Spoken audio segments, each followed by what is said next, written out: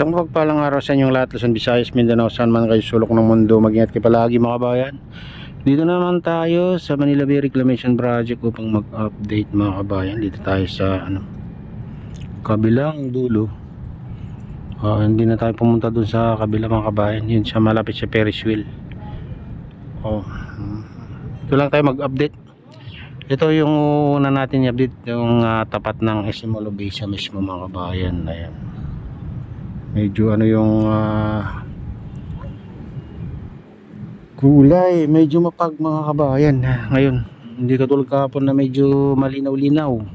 Yung blue na blue, yung kalangitan. Ito ay makapal ng pag sa paligid.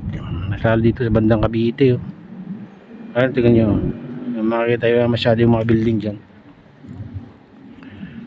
Dyan sa lampas ng MOA. Ganyan kakapal lang pag guys. Kaya parang nagiging black and white yung ating video.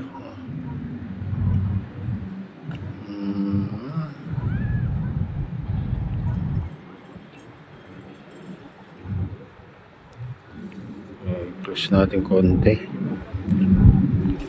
Ayan. Parang black and white na talaga yung kulay. Ayan guys.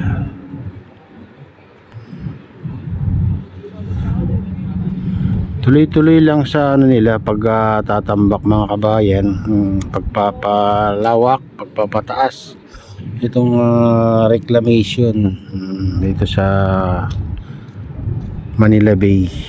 Dito banda naman mga kabayan, kung makikita nyo, box natin dito.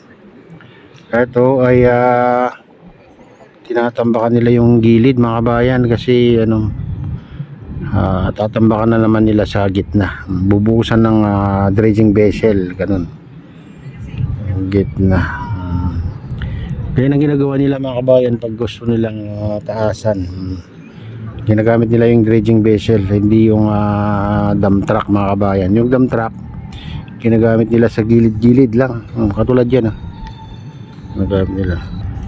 Ayan, sa ating konti. Ito yung tinatambakan nila kahapon, yung sa gilid mga kabayan, kasi tataasan na naman nila yan. At medyo lumiwanag dun sa kalagitnaan mga kabayan, makikita yung barko dun ibig sabihin tinanggal din yung mga matataas na dun, matataas na buhangin o agabundok na buhangin. Ayan. Kaya nakikita na yung mga dun sa gitna mga kabayan. Dito lang banda. Mayroon tayong natanaw dun na barko ngayon. Dati ang taas yung mga buhangin dyan. Siguro yun din ang pinangtatambak nila dyan sa gitna mga kabayan. Gagamitin nila yung dredging vessel. Pero nandun yung dredging vessel mga kabayan, banda ron. Layo. Siguro doon na naman ng kumukuha ng buhangin. Yung mga matataas na parte. Yung tinambak nila dati mga kabayan, ayan, nandun din na kumukuha yung Yan ang ginagawa nila.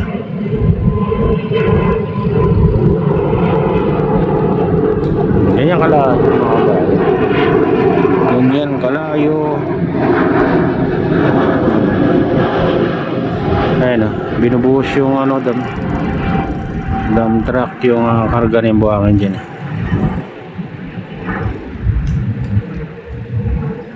Dump truck, backhoe, payloader ang ginagamit nila ngayon dyan.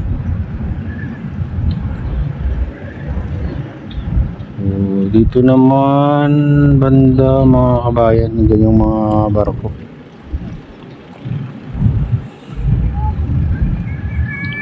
Ayan.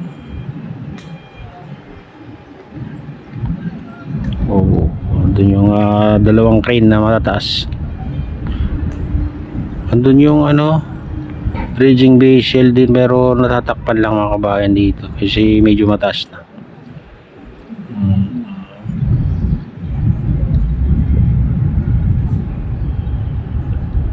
Ayan.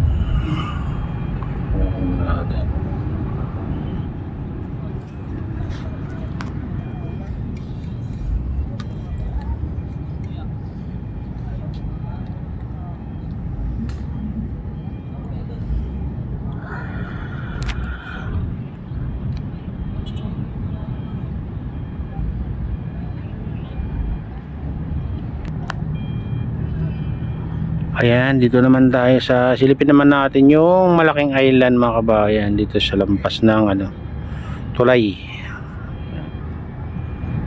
Tapos itong tulay na to.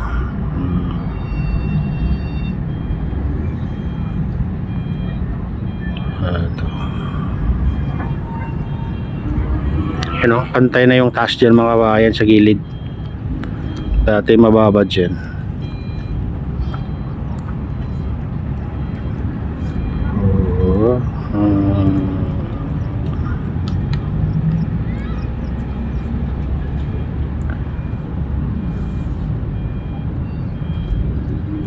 Hiwalay na yung mga pipe na dyan mga bayan Yan sa ibig sabihin ay tinigil na yung magtambak yung mga dyan dredging vessel, baka dump truck din ang gagamitin nila dyan mga kabayan sa mababang parte.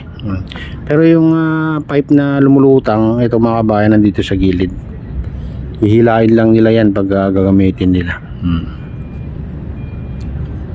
Dito pa, ayan, makikita nyo yung puti, may puti.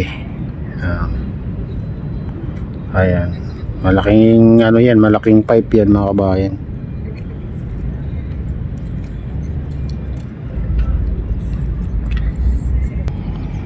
Ayan, dyan yung dyan na yung entrance mga kabayan, din banda, malapit sa Jokno Street. Dyan sila papasok yung mga sasakyan dyan.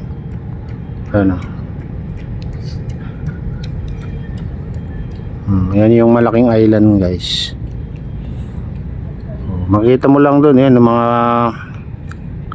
building dyan sa Manila Baywalk Dolomite Beach yan yun, isa sa malaki na yan.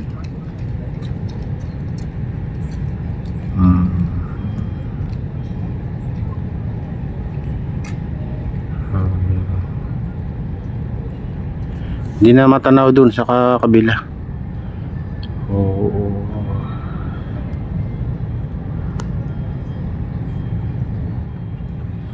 Ayan mga kabayan, ito na yung latest update dito sa Manila Bay Reclamation Project. At shoutout nga pala sa lahat ng OFW, mga immigrants sa ibang bansa. Shoutout sa inyong lahat. Shoutout din sa lahat ng vloggers. Shoutout din sa lahat ng walang sawang sumusuporta sa aking YouTube channel.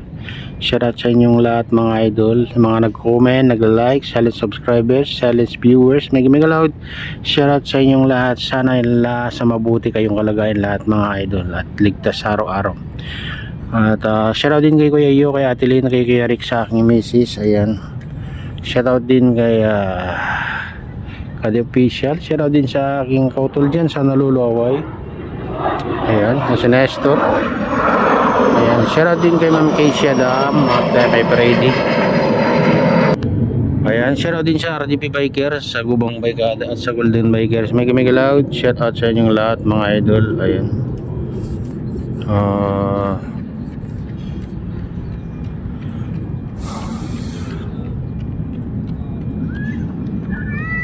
Shoutout din kay Kuya Eduardo, kay Kuya Fred. Ayan, shoutout sa inyong lahat mga idol.